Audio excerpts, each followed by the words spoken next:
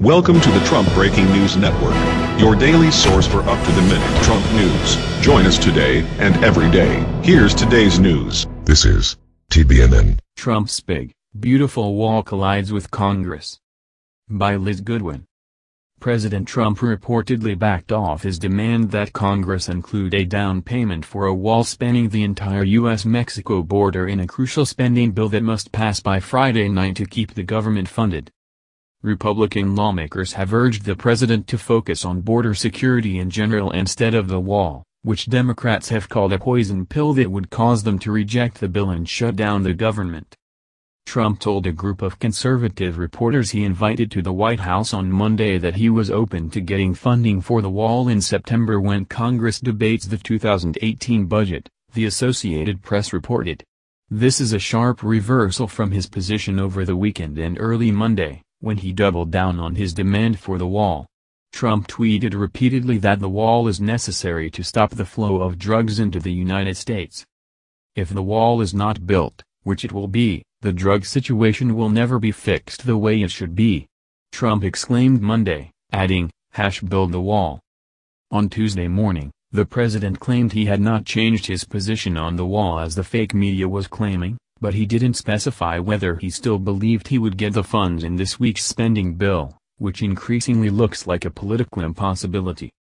The president may have realized that with Democrats ready to shut down the government over the wall and many lawmakers in his own party skeptical of it, there was little chance of reaching a deal on his signature campaign promise before the Friday night deadline. Some critics noted that Trump had long promised that Mexico, and not the U.S., would pay for the wall's construction. Minority Leader Chuck Schumer, DNY, praised Trump in a statement for taking the wall off the table.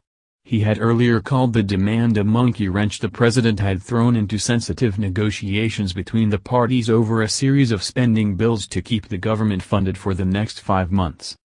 But it's possible the president will find a way to declare victory even if his call for a wall goes unanswered by Congress. Several Republican senators urged the president to think of the big, beautiful wall he promised on the campaign trail as symbolic of border security in general. That way, the president could declare any increase in border spending in the spending bill a victory, right as his presidency passes the symbolic 100-day mark on Friday.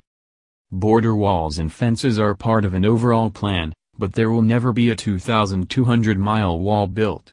Period. Senator Lindsey Graham, RSC, told reporters Monday evening.